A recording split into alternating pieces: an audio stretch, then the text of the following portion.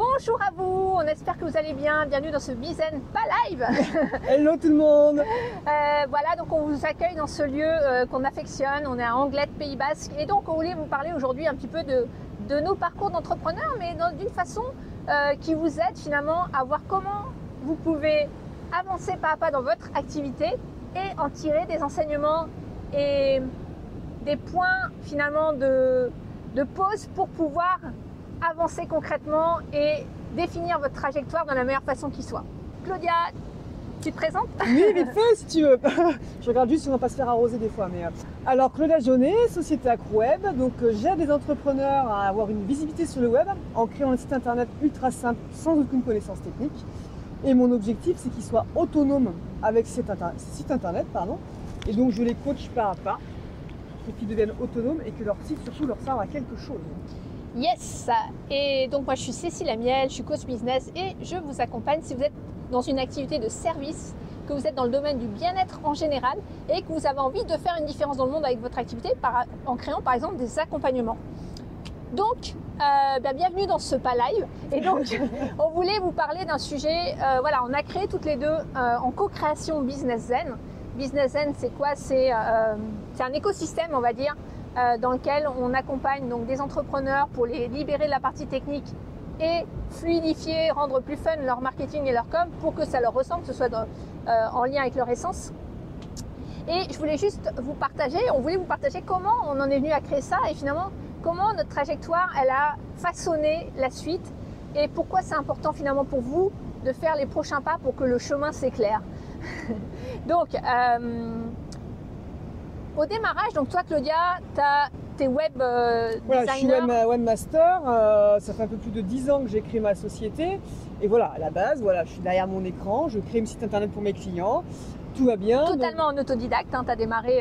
Non, j'ai fait une formation. Tu as fait une formation, j'ai commencé, mais je veux dire, au départ, voilà, j'ai commencé en autodidacte, après je suis partie un an sur Toulouse en formation, d'ailleurs, super formation sur Saliège, à Balma. Et j'ai travaillé un an en tant que salarié, et puis après voilà, j'ai voulu voler de mes propres ailes. Et en effet, pendant 10 ans, le web évolue, donc je me suis tout le temps formée, comme tu dis, etc. Et surtout, moi, c'était que la création pure et dure de sites. Voilà, tu voulais un site vitrine, tu voulais un site e-commerce, etc. J'allais pas du tout dans la stratégie marketing, j'allais pas dans les choses. Bien sûr, le référencement qui va avec. Mais j'étais pas comme aujourd'hui dans le coaching, j'étais vraiment dans la création, dans le code pur, voilà. Le cliché typique derrière son ordinateur avec son clavier, moi ça m'allait très bien. Et je continue ou je te... Ouais, non ? Non, mais du coup, il y a eu des points de transition, des clés, des points de rupture, on va dire, qui ont fait que ça a finalement façonné ta trajectoire jusqu'à qui tu es aujourd'hui. Oui, parce que est-ce que tu peux citer ces points de jalonnement en fait? Juste pour comprendre que dans notre vie d'entrepreneur, il y a des points qui font qu'à un moment on prend une autre trajectoire. Ça peut être soit par rapport à un problème, soit par rapport à une opportunité, ou les deux. Ça a été plusieurs, ça a été les deux en fait, puisque ça a été d'ailleurs une problématique. À un moment donné, donc je faisais des devis et je recevais beaucoup de refus. Et à chaque fois, c'était c'est chouette ce que tu fais, mais moi, au-dessus de 1000 euros, je peux pas. Sauf que moi, dans ma tête, mes sites, c'était du sur-mesure, c'était du 2000 euros minimum. Après, ça pouvait monter suivant les fonctionnalités. Et moi, je disais, moi, en dessous de 1000 euros, je peux rien te faire. Enfin, fais ton site toi-même, quoi. Enfin, il existe des choses pour les faire, des plateformes, etc. Donc, j'expliquais aussi aux personnes qui refusaient mes devis ce qu'elles pouvaient faire elles-mêmes, parce que moi, je ne pouvais pas à ce prix-là. Sauf que quand tu as une, deux, trois, quand on a une dizaine, au moment où tu te dis attends, il y a peut-être un truc à faire quand même là. Donc ça a été la première problématique, ça a été le refus de mes devis. Pas parce que je ne faisais pas du bon travail, mais parce que beaucoup d'entrepreneurs n'avaient pas les moyens, ou ne voulaient pas ou ne pouvaient pas mettre autant d'argent dans la création d'un site. Alors attends, pause. Du coup, là, super important. Et je pense que c'est important on peut avoir deux types de réactions par rapport à ça. C'est-à-dire, soit tu peux dire, effectivement, toi tu t'es posé les bonnes questions, c'est comment finalement je peux adapter mon offre pour que ça colle aux attentes des personnes. L'autre réaction que tu aurais pu avoir, que beaucoup de gens ont, c'est j'abandonne et je fais autre chose. Tu vois ? Oui, ou alors je continue. Enfin, Ou je continue et au début, continue à... ma réaction sur les premiers refus a été tu peux pas, t'es pas mon client, basta, je passe à autre chose. Enfin, je continue. Sauf qu'en effet, comme tu dis, à un moment donné, je me suis posée parce que je me suis rendu compte que c'était pas une personne, mais j'avais une dizaine de refus. Et quand je discutais aussi dans mon entourage avec d'autres personnes et aussi avec mes clients, je me suis rendu compte de cette problématique du prix. Et il y a eu ça, il y a aussi eu en même temps les 10 ans de ma société, où je me suis posée en me disant, en revoyant voilà, tout le petit film de ma société, de tout ce que j'ai fait, où j'en étais aujourd'hui, où je voulais être demain et où je voulais être après-demain. Donc tu as fait une pause bilan. Oui, j'ai fait une pause bilan, ouais. J'ai fait une pause bilan et c'est vrai que à un moment donné, je me suis rendu compte que je m'y retrouvais peut-être plus aussi à faire des sites sur mesure. Et je me suis dit, oui, en plus, je me suis dit, il y a peut-être un truc à faire aussi avec toutes ces personnes, tous ces entrepreneurs qui veulent des sites à moins de 1000 €. Donc c'est vrai que là, j'ai une vraie pause en me disant, ok, qu'est-ce que tu veux toi réellement faire? Qu'est-ce qui t'anime? Qu'est-ce que t'aimes, qu'est-ce que t'aimes pas? Tout simplement, moi j'ai pris un papier et un crayon et j'ai listé ce que j'aimais faire. D'accord. Donc tu as fait ce que j'aime, ce que j'aime pas, et tu as fait la liste et tu as dit ok, ça j'arrête. C'est ça. Est-ce que tu as pris la décision du coup d'arrêter certaines choses là à ce moment-là? À ce moment-là, non, c'est plus tard. Ce sera le deuxième point quand je t'ai connu. Ça, on va en reparler après. Mais alors qu'est-ce qui a fait justement que tu n'as pas pris cette décision dans la foulée? Tu t'es dit que tu allais perdre des clients? Ouais. Ok, donc la peur de plus avoir de taf. En fait, c'est la demande. Bon, voilà, aujourd'hui, je fais plus de site e-commerce, on en reviendra tout à l'heure. Et c'était toujours, mais il y en a toujours qui demandent des sites e-commerce. Donc dans ma tête, c'était je garde ça. Je sais que ce qui m'enquiquine le plus aujourd'hui, c'est la maintenance des sites. Parce que derrière, vous ne voyez pas en tant qu'entrepreneur, mais moi derrière, j'ai du boulot, même si une fois que le site est créé. Et les sites e-commerce demandent aussi beaucoup plus de maintenance que les sites vitrines. Donc il y avait ça. Et ça a été le premier point. Donc du coup, j'ai travaillé sur une offre pour qu'est-ce que je pouvais créer en dessous de 2000 €. Voilà, donc ça a été la première chose. Donc j'ai réussi à créer une offre. Et ce qui s'est passé aussi derrière, c'est que souvent les clients, ils me demandaient des sites, mais ils ne les utilisaient pas. Ou mal, enfin pas assez. Pourquoi? Et ma question, ça a été pourquoi? Donc j'ai discuté avec mes clients, je les ai sondés, etc. Et souvent, c'est parce que j'ai pas le temps, le web c'est trop compliqué, etc. Et moi, ce qui s'est passé, c'est comme je vous expliquais, pendant 10 ans, j'ai été derrière mon écran à créer mes sites internet. Même si je discutais avec mes clients, j'étais à l'écoute, je leur donnais des conseils, etc. Mais il y a un truc qui me manquait et que j'ai pas ciblé de suite. J'ai mis du temps à cibler. Et le deuxième point qui s'est passé, c'est ta rencontre. Qui s'est fait au même moment où donc j'avais créé mon offre à moins de 1000 € et j'avais ce côté-là où pourquoi mes clients utilisent pas assez correctement leur site et pourquoi les entrepreneurs en général, hein, pas que mes clients, utilisent mal leurs outils. Parce qu'il n'y a pas que ça. Et en fait, ça a été ta rencontre où tu m'as parlé de stratégie marketing, où justement j'ai essayé de chercher et aussi parce que j'ai aussi réalisé un projet personnel qui n'a pas marché. J'ai créé un site internet Paradis Animalier, un cimetière virtuel pour animaux, où je me suis plongé tête baissée dans la technique, où j'ai un super site, pas pour vanter, mais il est beau, il est chouette, mais il n'a pas fonctionné. J'ai investi beaucoup d'argent, j'ai investi 35 000 € parce que j'ai fait faire des vidéos par des pros, j'ai fait faire des logos, des trucs, des articles dans Voici, etc. Et ça n'a pas fonctionné.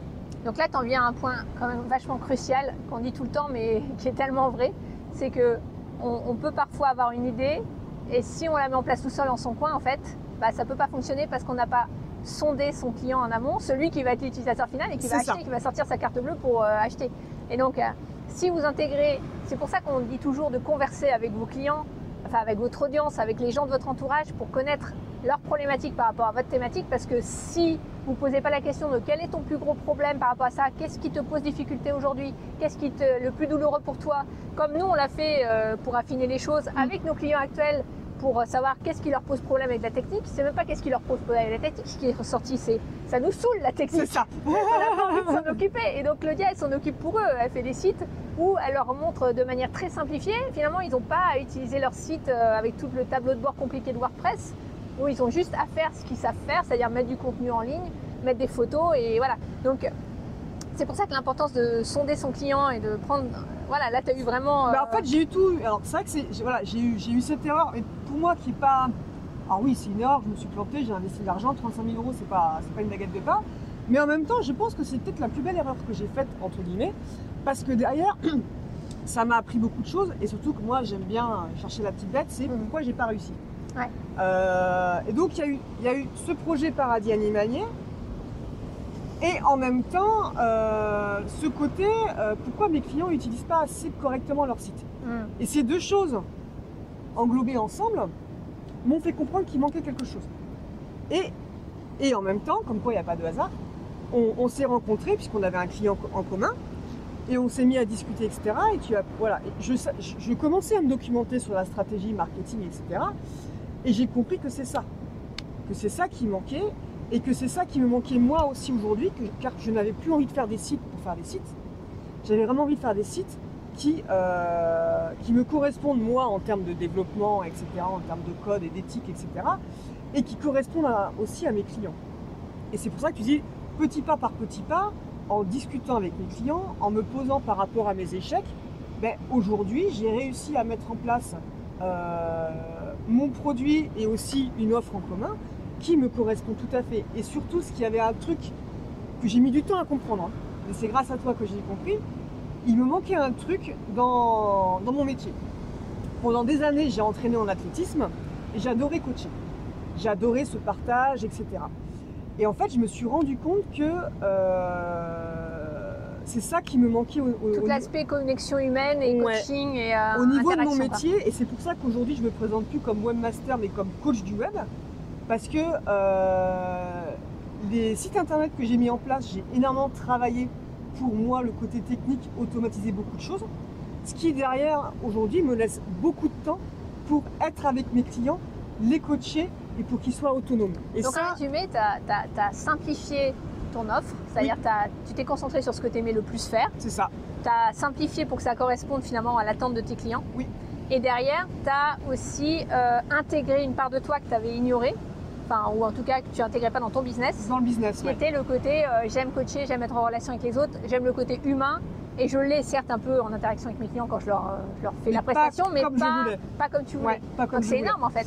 En fait, ouais, mais c'est ça, mais c'est pour ça que, comme tu dis, les petits pas, tout ce qu'on fait, au bout d'un moment, c'est pas facile de trouver de suite. Et qu'est-ce qui fait du coup que tout d'un coup, enfin ça s'est pas fait tout d'un coup, c'est pas à pas, hein. Et comme tu dis, c'est les petits pas qui font que ça éclaire le chemin derrière finalement.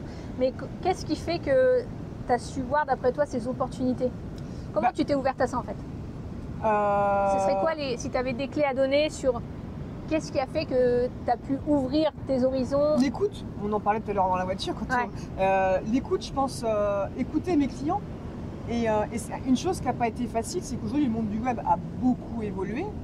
Et dans les outils que j'utilise, on laisse beaucoup plus de marge de manœuvre à nos clients pour utiliser le web. Et en fait, moi je trouve ça génial. On peut changer des blogs, enfin voilà, je vous passe les détails. Donc tous mes confrères sont partis là-dedans, dans ces nouveaux outils. Et moi aussi je partais là-dedans. Et c'est en écoutant, en me posant, en écoutant à la fois ceux qui me disaient mais moi au-dessus de 1000 € je peux pas. Les utilisateurs. Et en écoutant mes clients, mais Claudia, non ça on n'en veut pas. Nous ce qu'on veut, la technique, on veut pas se prendre la tête avec, on n'a pas le temps. On veut que tu nous fasses notre site de A à Z et ensuite qu'on puisse juste modifier les images et les textes. Et là, je me suis posée, j'ai dit waouh. Et en fait, ça me correspond aussi, puisque moi, j'aime la simplicité, j'aime les choses simples. Et du coup, j'ai remodelé toute mon offre. Pour ceux qui connaissent WordPress, j'ai complètement cassé WordPress, je l'ai remodelé à ma manière pour que ce soit simple. Et c'est vraiment l'écoute, si j'aime un truc, c'est vraiment écouter sa cible, son audience et ses clients si on en a, pour leur correspondre, parce qu'ils avaient une problématique, ils avaient un besoin.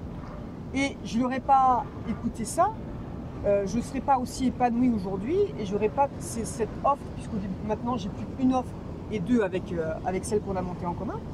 Mais j'aurais été une agence web lambda, je me serais pas démarquée et je galérais peut-être aussi financièrement. Alors, question, justement, tiens, à propos de finances, parce qu'on peut se dire, ok, c'est génial, je remodèle mes choses, mais combien de temps ça a pris en fait pour que tu finalement aies des clients, puisque tu as dit que tu avais des refus de c'est devis. très simple. Hein, Est-ce que ça s'est fait instantanément?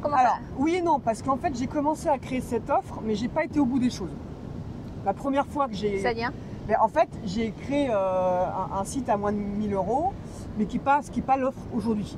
Et du coup, et ce qui est très marrant, c'est qu'en gros, tu avais le site à 850 €. Et après, si tu voulais un blog, fallait rajouter tant. Si tu voulais des témoignages, il fallait rajouter tant. En fait, j'avais fait des tiroirs, si tu veux. D'accord. Voilà. Et c'est pas forcément une offre que je proposais à mes clients. Ouais. Je proposais plutôt de sur-mesure. Et pourquoi? Parce que maintenant, avec du recul, je le sais. Parce que cette offre-là, en fait, la première que j'avais créée, en fait, ne me plaisait pas, était pas assez aboutie. Okay. Donc ça, c'était la première chose. Je l'ai pas vendue de suite. J'ai vendu à 3 clients. Et c'est ensuite, quand je me suis posé la deuxième problématique de savoir pourquoi mes clients n'utilisent pas assez correctement leur site, que là, je me suis dit, attends, peut-être que ton offre à moins de 1000 €, c'est ce qu'ils veulent, mais pas comme ça. D'accord. Donc là, en fait, j'ai complètement retravaillé mon offre et par contre, là, ça s'est vendu de suite. Ok. Ça s'est vendu de suite puisque sur l'année 2024, j'ai que 2 clients pour qui j'ai fait du sur-mesure. Et aujourd'hui, je ne propose même plus mon sur-mesure. C'est là où c'est vraiment, enfin moi, ce que je vois vraiment comme leçon importante, hein, c'est que tu peux pas te tromper si tu discutes avec les personnes de ton audience. C'est-à-dire, tu peux pas, si tu fais les choses dans ton coin, tu es obligé de te planter en vrai. Oui. Tu peux imaginer ce que les gens veulent, mais tant que tu n'as pas discuté avec eux sur ce qu'ils veulent vraiment et que tu l'intègres pas comme étant c'est ce qu'ils veulent, même si que tu leur donnes derrière, on dit souvent vends-leur ce qu'ils veulent et donne-leur ce qu'ils ont besoin, parce que parfois le besoin il vient après, dans ce que tu vas offrir comme solution et leur offrir un résultat qui va faire qu'ils vont avoir les résultats pour eux, la solution qui va être adaptée. Parfois ils ne voient pas encore vers où tu vas les amener qui va être puissant.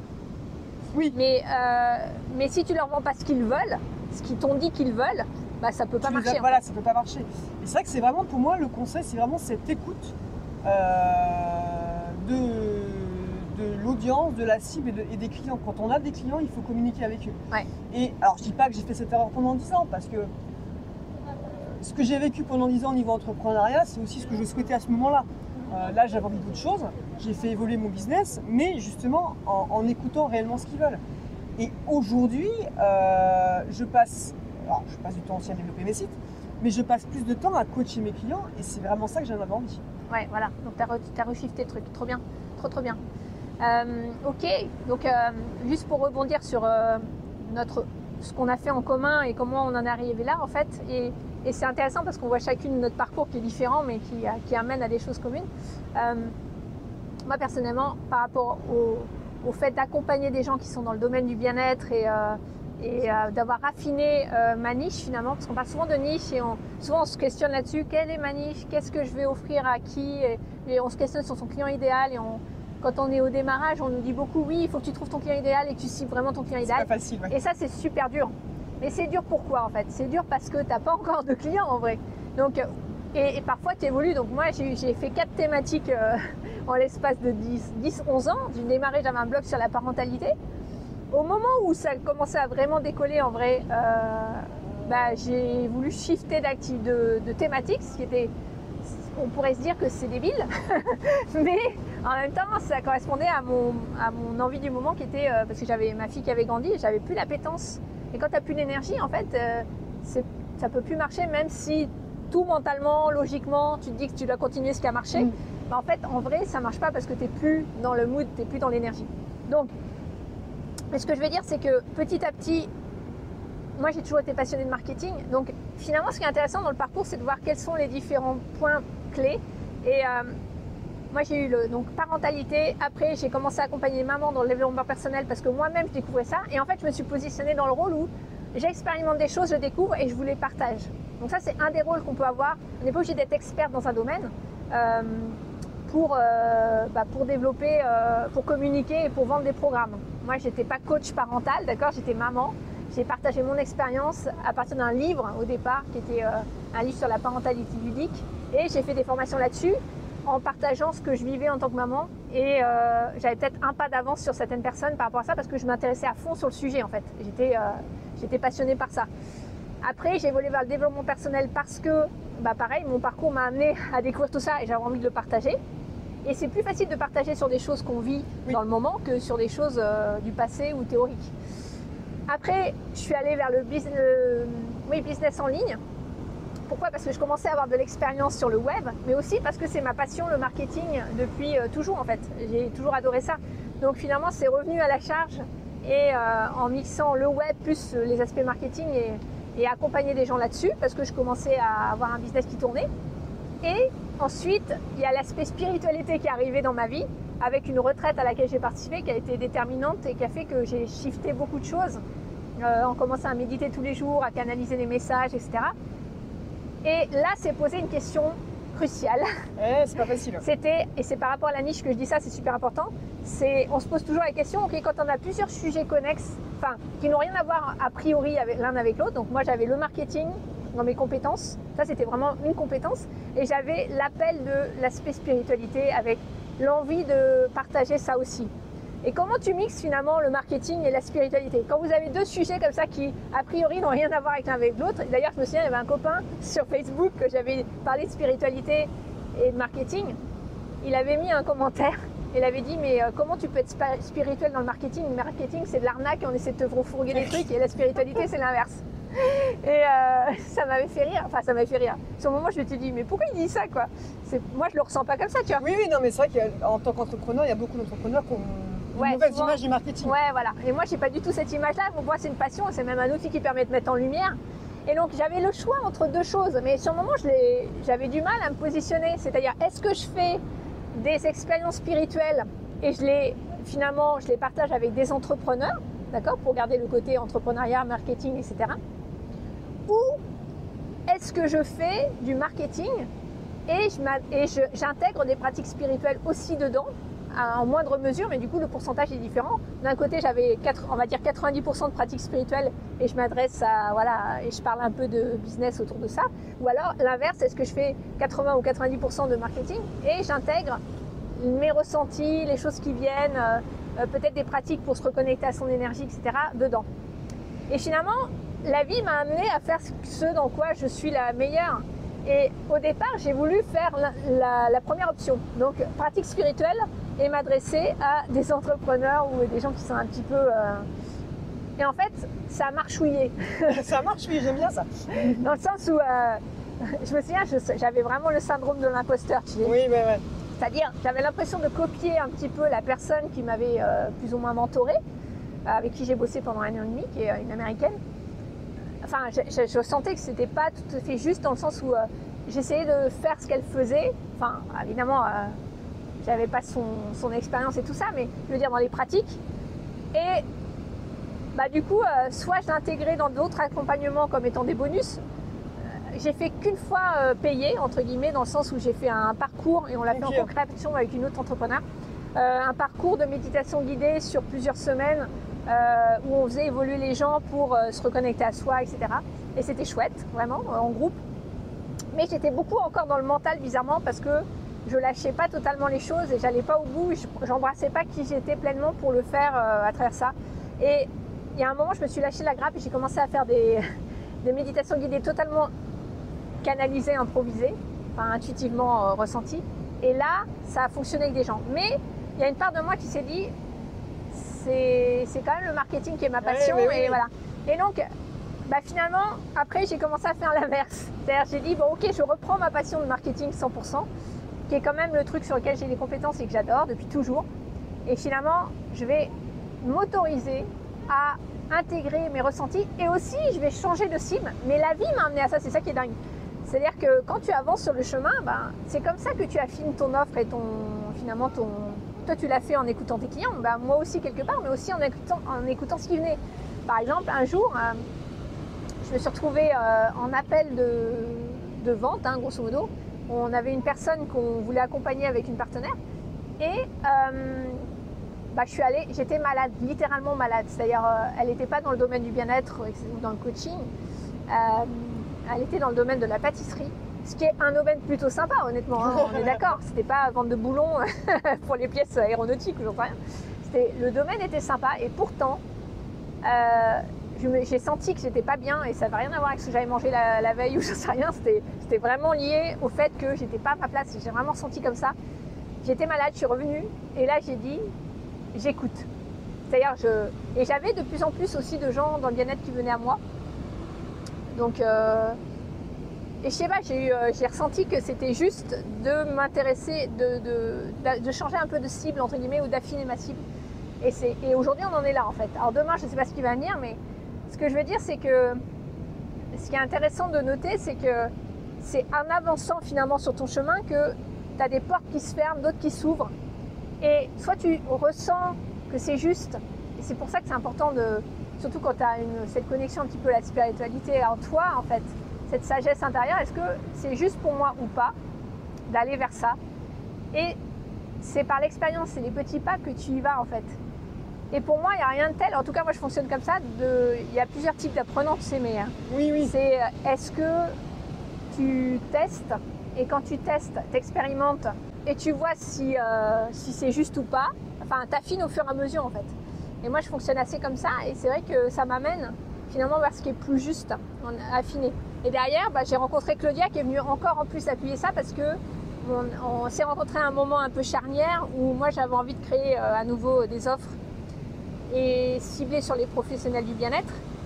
Et moi c'est ce que je disais, je voulais trouver ce moyen d'arrêter de faire des sites pour faire des sites. Je voulais vraiment des sites qui soient concrets et qui apportent vraiment mes clients. Et c'est vrai que cette rencontre a été charnière. Ouais, et du coup on a créé Business Zen ensemble.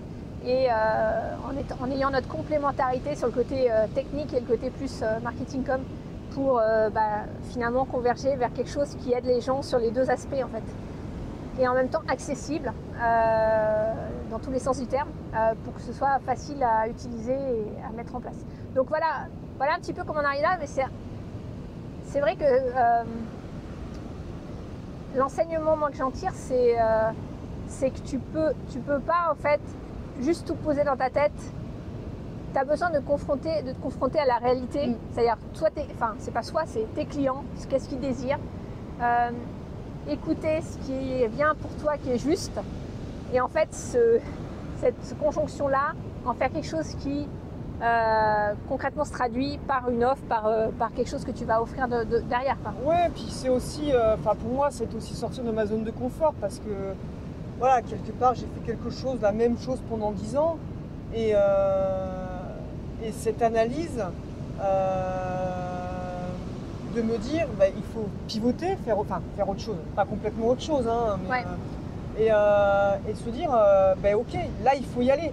Il y a aussi des moments où il faut être honnête. Tu ne peux pas rester chez toi à attendre que ça se passe. Tu as ces fameuses opportunités, comme tu as dit tout à l'heure, savoir ouvrir des portes, etc.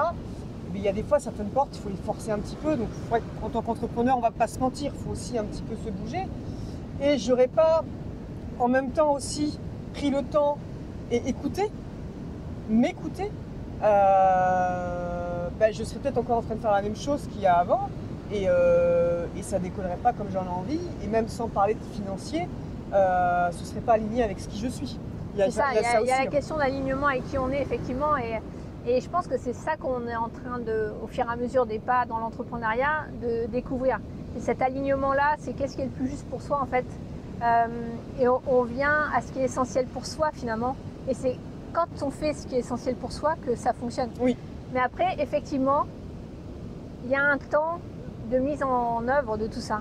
Et souvent, la question qu'on peut se poser, c'est comment on sait quand c'est juste et qu'on doit continuer, et comment on sait quand c'est pas juste et qu'on continue quand même et qu'on se force un peu les choses, tu vois, comme si on voulait traverser un mur en tapant la tête dedans, comme tu disais. Tout à l'heure, mais c'est compliqué. Après, moi, je sais que, en fait, c'est en parler. On en revient un peu aussi à des business live qu'on a déjà fait précédemment, où on vous explique que il faut parler de votre offre sans dire j'ai cette offre et vas-y achète.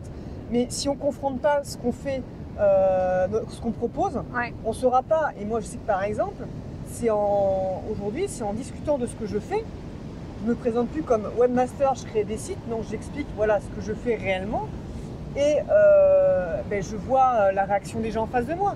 Je décroche pas des contrats à chaque fois que j'en parle, mais je vois les entrepreneurs.